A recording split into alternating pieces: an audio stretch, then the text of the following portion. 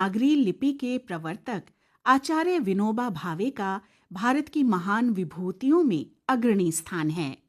आयु के 10वें वर्ष में ही उन्होंने विवाह न करके पूरा जीवन ब्रह्मचर्य पालन में बिताने का निश्चय कर लिया था। ब्रह्म जिज्ञासा से प्रेरित होकर वे अपने सभी शैक्षिक प्रमाण पत्रों को जलाकर और घर बार छोड़कर हिमालय में साधना करने निकल पड़े। बीच में बनारस हिंदू विश्वविद्यालय के दीक्षांत समारोह में महात्मा गांधी जी का प्रेरक भाषण सुनकर हिमालय जाने का विचार छोड़ दिया। इसके बाद विनोबा महात्मा गांधी के परम अनुयायी बन गए। उनका कहना था, बापू चरणों में बंगाल की क्रांति और हिमालय की शांति दोनों का दर्शन हुआ और मेरी सभी इच्छाएं पूरी हो गईं। महात्मा गांधी ने अक्टूबर 1940 में आरंभ किए गए सत्याग्रह आंदोलन के लिए विनोबा जी का चयन प्रथम सत्याग्रही के रूप में किया।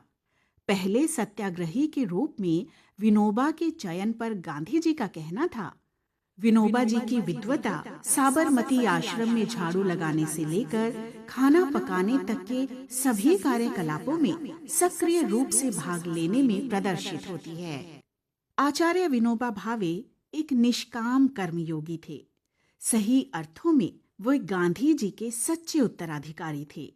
उनमें शंकराचार्य की तार्किकता, भगवान बुद्ध की करुणा, संत नामदेव की भाव प्रवणता और महात्मा गांधी की कार्यकुशलता, इन सभी गुणों का समन्वय हुआ था। आचार्य विनोबा भावे ने राष्ट्रीय एकता के लिए नागरी लिपि को अंगीकार कर लिया था।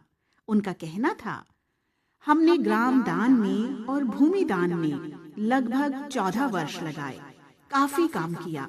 लगभग 15 लाख जमीन भूमिहीनों में बांटी।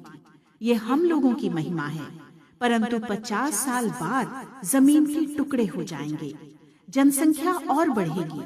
उस हालत में हम लोगों के काम को सब लोग भूल जाएंगे। अगर हम सभी के प्रयास से भारत भर में नागरी लिपि चले तो 1000 साल तक इसका स्मरण रहेगा।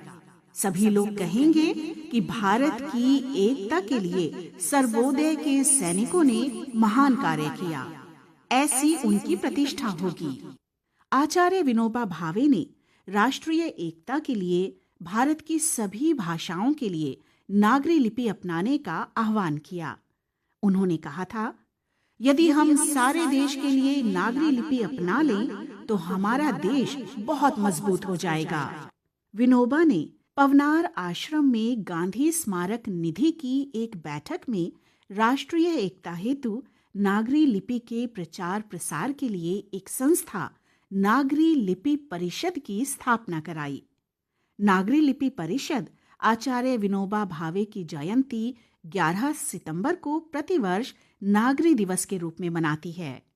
महात्मा गांधी ने आचार्य विनोबा के बारे में कहा था, उनके हृदय में छुआछूत की गंध तक नहीं है।